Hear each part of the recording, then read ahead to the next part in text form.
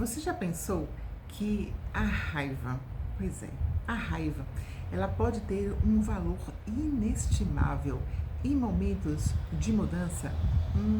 Então, eu vou trazer para vocês uma das habilidades fundamentais em tempos de mudança a partir de um livro espetacular de Gary Bowles, que eu vou colocar na descrição do vídeo. E ao mesmo tempo, eu vou pedir a sua compreensão, porque eu vou estar olhando justamente os slides dessa palestra que eu fiz justamente falando sobre este contexto. Então, para eu conseguir aqui me guiar e não me perder, eventualmente eu vou estar olhando para vocês e olhando para essa apresentação. Nós vivemos em um mundo onde nós não planejamos mais a mudança daqui a 5, 10 anos. A gestão de mudança está... A gente até fala sobre gestão de mudança, mas ela acontece a todo momento. Nós somos, na verdade, atropelados por ela, né? Se você fala assim, poxa, eu vou me mudar daqui a 5 anos, 3 anos, é muito possível que em menos tempo coisas aconteçam na sua vida e os seus projetos, eles mudem completamente. Nós literalmente, nós não temos mais condições, seja na vida pessoal, seja na vida profissional, de fazer grandes projetos, grandes perspectivas de transformação com prazos muito grandes. Isso é fato. E não sou eu que estou dizendo isso, são os estudiosos em relação à mudança. Nós nos conectamos com pessoas que não são mais só da nossa família estendida, nossos amigos. Hoje a gente pode conversar com pessoas do mundo todo. Dizem, eu não sei se são só 3 ou se são 6 pessoas, que nos distancia de todas as pessoas do nosso planeta, de todas as pessoas do planeta. São 3 conexões, se eu não me engano, ou são 6 conexões. Mas a capacidade que nós temos de nos conectar e de sermos, e também por isso, de sermos influenciados. E essa influência do mundo todo, então a guerra que está acontecendo do outro lado do mundo, isso faz com que essa velocidade, né, o ritmo e a escala de mudança impacta diretamente a nossa vida. Então, a mudança é uma realidade. Aprender a lidar é uma frase, né, do Gary. Aprender a lidar com as mudanças enquanto elas acontecem, recompensando continuamente abordagens inovadoras que incentivem novas mentalidades e comportamentos. Então, as mudanças elas estão acontecendo, queiramos nós ou não. Eu planejei, mas a vida vem e aí a gente diz, né, nos dá uma rasteira e a gente tem que lidar com isso. Ai, mano, eu tenho saudade, eu ouço isso, daquela época. A história mudou e agora a gente tem infarto aos 30 anos de idade. A história mudou e isso é verdade. A gente está lidando com essa forma. E, gente, quem gosta de mudança? É clássico. A gente não gosta, ou a grande maioria de nós não gosta, porque tira do nosso conforto. Isso é um fato. A grande maioria das pessoas não curtem a mudança. E existe uma psiquiatra que ela criou as nossas emoções que nós sentimos quando nós somos confrontados, quando nós somos demitidos ou pedimos uma demissão, quando nós casamos ou nos divorciamos, quando nós vamos ter um filho ou quando nós descobrimos uma gravidez, enfim, tudo que é uma surpresa. Quando chega um novo funcionário, quando um sai. Mas ela criou essa curva da mudança como médica em virtude de pacientes em estágios finais para o enfrentamento de luto. Mas essa curva ela é tão precisa que ela acabou sendo também adaptada para as organizações.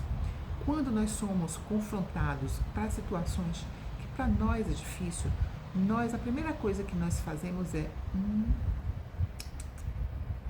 não aceito. Não concordo, nós fechamos os olhos, nós tendemos a negar o fato. E é claro que cada pessoa, dependendo da sua história de vida, ela vai demorar mais ou menos tempo nessa situação. Tem pessoas que paralisam e negam até o final da vida, que não aceitam a nova realidade. Eu tenho certeza que se você nunca paralisou em relação a determinados eventos na sua vida, conhece pessoas que negam traição, por exemplo, e negam, né? E passam a vida e convivem com isso, mesmo que isso doa lá no fundo, para não tomar uma atitude de mudança. Depois da negação, aí vem a depressão, a tristeza, que é o segundo momento, tá? Depois a gente tem a raiva, tá? Depois desse processo, né, da negação, a gente tem a raiva, a gente tem a tristeza, depois a gente tem a gente foi aquela fase onde a gente vai tentar negociar, a gente negocia, né, com Deus, se eu fizer isso, se eu fizer aquilo, até que a gente aceita. Então, eu nego, eu me entristeço, eu fico com raiva, eu negocio, faço promessas, tento negociar, até que eu vejo que não tem jeito e eu aceito.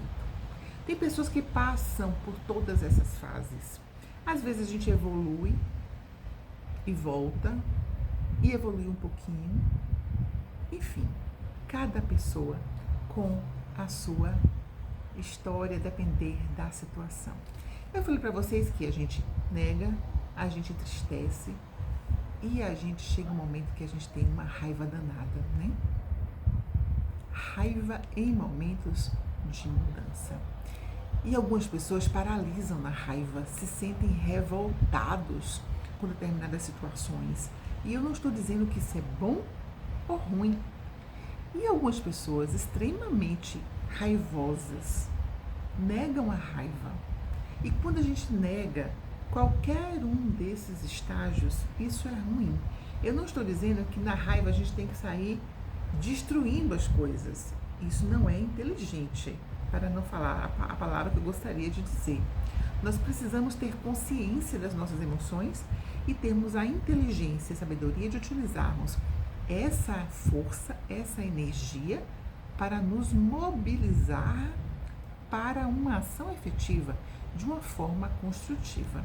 Então, o que a gente precisa compreender é que a vida vai nos convidar para a mudança, porque a nossa vida aqui é literalmente um convite para a evolução, e evolução significa mudar, ponto.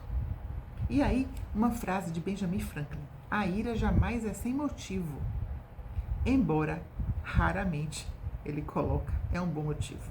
A medicina tradicional chinesa diz que o fígado é o órgão que percebe, sente, capta a raiva. Eu fico pensando nos meus pacientes que possuem esteatose, né? O fígado gorduroso.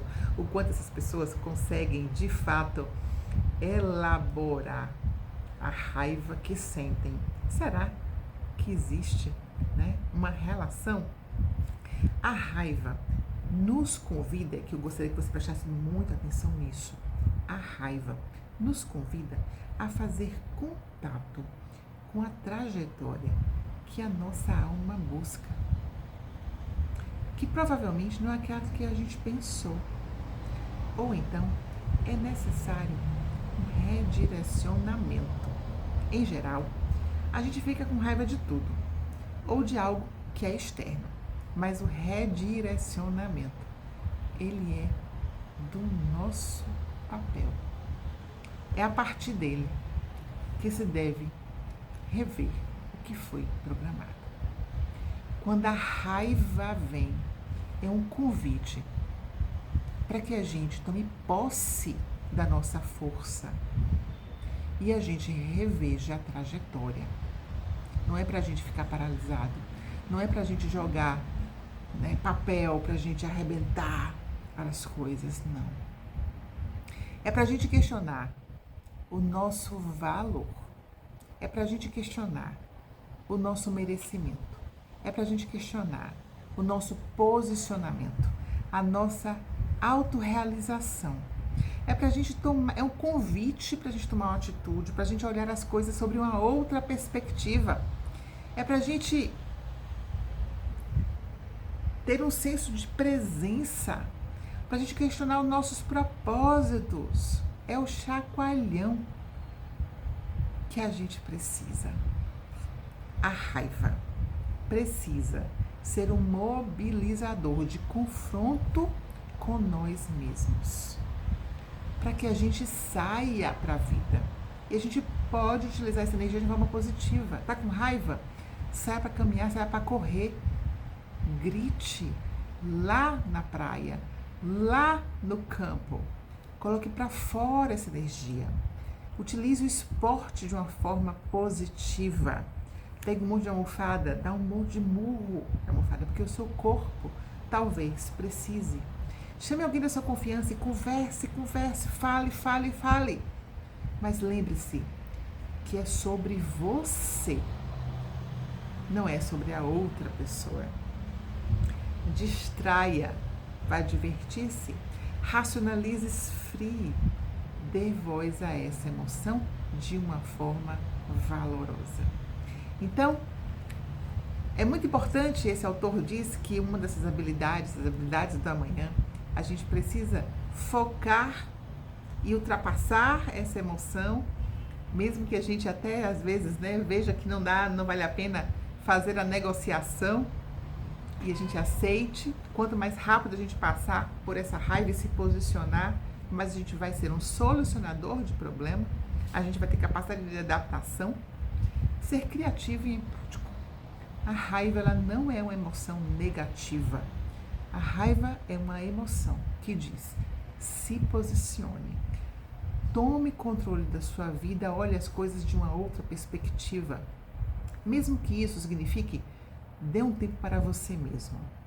Expresse-a de uma forma diferente, virtuosa, com o seu corpo, fazendo atividade física, como eu já falei. Mas tome posse do poder que você tem e utilize isso de forma favorável na construção de soluções na sua vida, na vida profissional, na construção de coisas boas. Espero que todas as mudanças que cheguem na sua vida, você seja capaz de transformá-las para melhor.